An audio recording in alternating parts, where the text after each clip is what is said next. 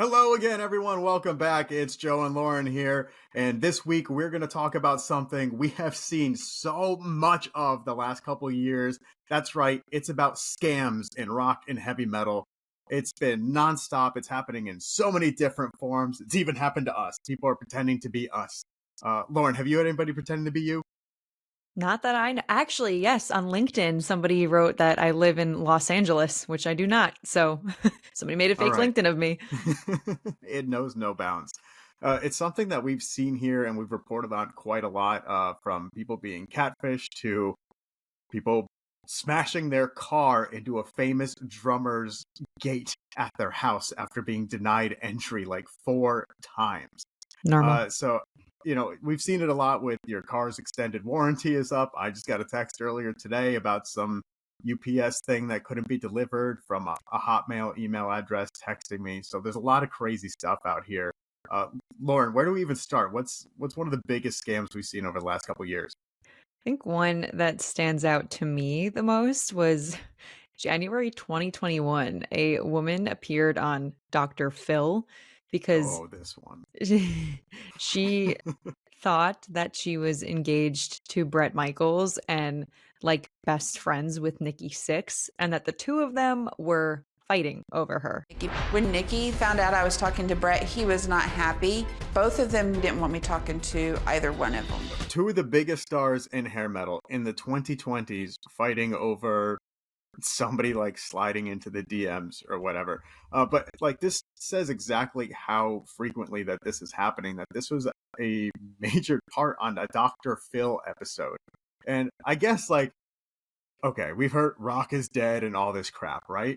People wouldn't be scamming others if Rock didn't have plenty of opportunities. So I guess in some like really weird, twisted way, it's a good sign for the health of rock music. Like when there's computer viruses, right? A lot of them are on PCs and not so much on Mac because more people have PCs. Therefore, there's more people's computers to infect.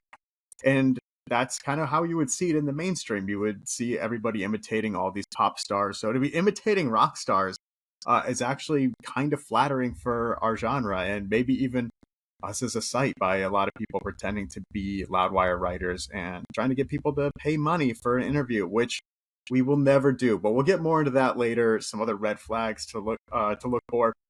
But let's dive into the Bret Michaels, Nikki Sixx, Dr. Phil catfish. Like, how did this even start? So it was a woman named Tina, and she had a friend named Vivian who was concerned that Tina was being catfished by somebody pretending to be Nikki Sixx. And Tina said, "We speak 8 to 10 times in a day, mainly through text. He can't talk on the phone because his management won't allow it."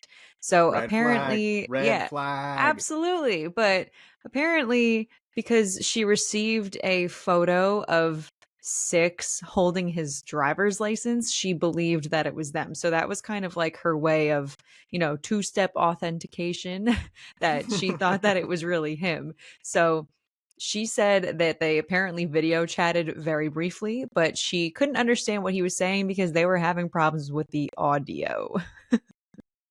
Okay, so the first major red flag of any of these type of catfish events is always going to be that somebody will refuse to get on video. We see it so much in so many instances in the mainstream. So that's a big thing to look out for if you find yourself interacting with one of your favorite rock stars, is if they will not get on video, be extra cautious. Also, shout out Vivian. Vivian's being a good friend here, going, Tina, this sounds like some trouble to me, and I'm going to try to help you out here. But sometimes we don't take the advice of our best friends, and it seems like this is just really a case that people want this to be true so bad that they will ignore all of the signs and just look for anything to prove that maybe this is what they think it is, like the photo of Nikki Sixx and the driver's license. Like, that's all I need because that's what they're looking for. Kind of like confirmation bias in reading the news. I think it's So one thing to think that you're befriending a musician and talking to them online, but then Tina took things a little bit further and was also speaking to somebody who she thought was Bret Michaels of Poison, obviously, and thought that they were engaged. And she said, "I love Bret Michaels and he loves me. Because I am a larger woman, Vivian feels that I'm not the typical rock star girlfriend." And then she later said, I said yes. so she thinks that she's, best friends with one and engaged to the other. And there were some conflicts between it. If this was a little more like 30 years ago, I would have believed it maybe more if she said it was Tommy Lee and Bret Michaels fighting over somebody. So, yeah, it's unfortunate that this happens, and definitely a fight between Nikki Sixx and Bret Michaels, maybe in the 80s. And then there's also somebody else on a similar situation, got catfished by Barry Gibbs from the Bee Gees, the Stayin' Alive band. And he's a married man for 50 years. Listen, we've all been a little delulu at some point in our lives. When I was in the 4th grade, the big thing was AOL Instant Messenger. You may know it as AIM. And I did one time think that I was having conversation with Avril Lavigne, who I absolutely idolized and worshipped at the time. I still don't know who I was actually talking to, but I do think that it was one of my neighbors from down the street because she was older than me and she knew I really loved Avril. So I think she just wanted to get her kicks in and seeing how long she could entertain it for. But the fake Avril was pretty rude. I don't know what real Avril's like in real life. If you want to know what I think that I am, I think that I'm just a rock chick.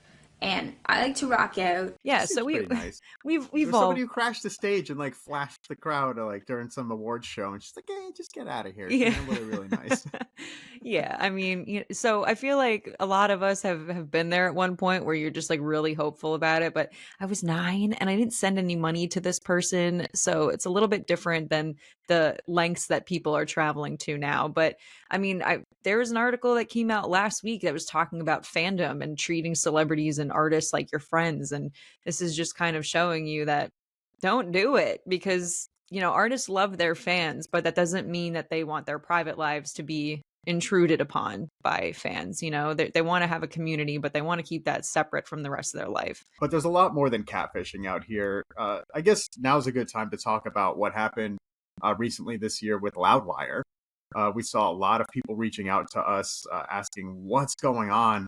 And Lauren, what was the first one that you received? Like, how did you find out that this was going on? So basically within the last couple of months, we were getting a lot of messages from people on different platforms in our staff email, on social media, saying that the individuals had been approached by someone claiming to be one of our staff members, so one of our writers, offering money or some other kind of compensation for writing an article about their band or doing an interview. And that will never happen. We will never ask you to send us $100 through PayPal and to check friends and family so that way it doesn't hit some sort of tax deduction or whatever in exchange for an interview and coming from some random like Gmail address. So just let's be clear to everyone here. If you were going to do an interview with Loudwire, we're going to reach out to you through an official channel from Loudwire directly, perhaps through a publicist, a label, something like that. Do not send these people money. Moving on, we have Metallica, one of the most obvious bands probably if you're going to try to do some sort of scam, where they had to issue a warning to fans about crypto scams. Not NFT, if you happen to think those are a scam. That's a whole other conversation, though. Let's not go there. So this happened right after they released the song Lux Eterna and announced 72 seasons. They had to release a statement, and they said, many of you have let us know about YouTube channels and live streams, as well as websites claiming to offer Metallica crypto giveaways in conjunction with last week's announcement. Let's be as clear as possible. These are scams. They're being streamed on fake YouTube channels, posing to be ours, and all pointing to websites that we do not run. Please remember, all of our official social media channels are verified. So that is another thing to remember, is you should look for a verification badge. I mean, now it's a little tough. It's a little trickier out there because now you can pay for the blue badge, and people who are actually officially associated with a certain company or brand are sometimes having trouble getting authentically verified. So it is a little bit tricky out there, but there's a lot that you have to look for. Metallica crypto, like Megadeth have crypto. There's no way Metallica are copying Megadeth, right? Ooh. So let's go back to the one that I talked about of somebody crashing their car through somebody's home gate in the driveway. That actually happened to Blink-182 drummer Travis Barker, where, again, it's a catfish situation. Somebody thought that they were talking to Travis. He's like, oh, hey, why don't you come over to, like, my giant-ass house in Los Angeles? I'm Travis Barker. We're in Calabasas, California. Welcome to my home. And she's like, okay, be right there. And a bit of an exaggeration. But so she was denied entry 4 times at the house, at least 4 times, and instructed to leave. It's like, nope, I'm gonna crash the gate. Like a bat out of hell, you crash the gates. That didn't end well, as we all know, but this shows kind of like the level of delusion that's going on with some people, and that there's somebody who is paid to keep Travis's home private and keep people out who are not invited. And if somebody was invited, they would know. That's literally their only job, is to sit there and man the driveway and make sure that cars that shouldn't be coming down the driveway don't come down the driveway. So instead, she's like, I'm coming through anyway. And Kool-Aid Man went right through the gate, tried to get in there. Oh, yeah. Yeah, I can't imagine just having to be a musician and dealing with this. Like, Ricky Rocket, the drummer from Poison. Apparently, Poison's a really popular band to pretend that you're from to try to scam people. My mom loves Poison. She hasn't fallen for any scams yet. I gotta make sure she watches this video and keep her alert. But Ricky Rocket and his wife had to get help from the police to stop with scammers. Somebody was impersonating Journey's Neil Schon online, and I mean, like, where does it end? And if you're a scammer, like, you would think you'd have to adopt some sort of like personality trait to kind of pretend like you're coming across as one of these people and make it believable. But like, no, they're like, oh, I need like help for money on my flight. Like, you have like 10 platinum albums. What do you need money for a flight for? Go talk to your manager. Not sliding into people's DMs. That's the other thing with the Barry Gibb. The woman's name was Wanda. She was saying something about he wasn't able to get money out to buy the house that they were supposed to buy because his funds were tied up. I mean, I think anybody with that kind of success and that kind of money has people at hand probably 24/7 that can help them with any of their financial needs if they needed it. So funny. But what's not funny is getting scammed. So we just wanted to talk to you all a little bit about it. Make sure that you're aware that this is happening a lot. Recognize some of the red flags. And Lauren, what do you think? Should we get to some comments on last week's video? Speaking of some crazy stuff that fans are doing. This one was about Sleep Token and allegedly getting doxxed. Like, nobody really knows, but we know that they did announce a tour after all that stuff happened. In a Metal Hammer interview from 2017, Vessel was asked, your Facebook page proudly states nothing lasts forever. Nothing lasts forever is what their Instagram bio said after they wiped the page. Is Sleep Token a temporary vehicle for the persona known as Sleep? Vessel answers, life is fleeting and this too shall pass. But for now, we praise him. It's kind of like more questions than answers at this point. But this person said, with the mention of the end of the Sleep Token trilogy, or however it was phrased, it appears that this has been the plan all along, to either disappear or make some major change at a certain point in the future. As much as I would hate to see Sleep Token disappear, I'm excited to see what the future holds. I mean, that's kind of like Ghost, right? With cycling Papa Emeritus every album cycle and kind of reinventing where the narrative is going to go. Yeah, I think it seemed pretty split there. It seemed like they were half of their fans were kind of like, oh, like this just means they're going to start a new chapter, or like everybody's kind of freaking out for nothing. But then the other half were actually really mad because they did believe that, I mean, we don't actually know if this didn't happen or not, but they were very upset about the whole birth certificate that was supposedly leaked. Somebody else said, I don't know much about Sleep Token, but from listening to them, they're unique and deserve the recognition. But to put a member's personal info out in the open is not something a fan or any other person should do. I wish the band a great 2024 and just keep doing what they enjoy, regardless of what some internet troll does to get attention. Wait, in situations like this, like, we don't know what's going on either. So it's kind of fun for us to just step into that level. It just, away from our desk and just back into that mode of just being a fan of what is going on. And that's the cool thing about Sleep Token is, they started to do a couple interviews here and there. But for all of us, it's a little bit of a guessing game, and it's fun. We need things like that in rock and metal, and we need somebody to turn the whole thing upside down and sideways and rewrite the rules. I mean, everybody always says, we threw out the rule book on this one. Like, oh, you were using rules to begin with? I thought this was rock and roll. Rule number 1, there are no rules. Yeah! Rule number 2, no outside food.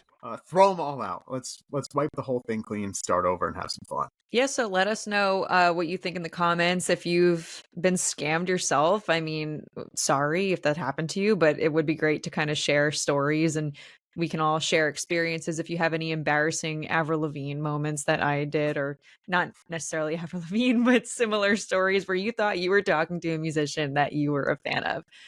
It happens to all of us at some point. So it's kind of, we're not trying to make fun of anybody that this has happened to. We're trying to spread awareness, but also just make light out of a situation that could be serious. So let's talk about it. Let us know what you think in the comments. Like, subscribe, check out the Loudwire merch store. There's more things there that just say Loudwire on some shirts. So go check it out.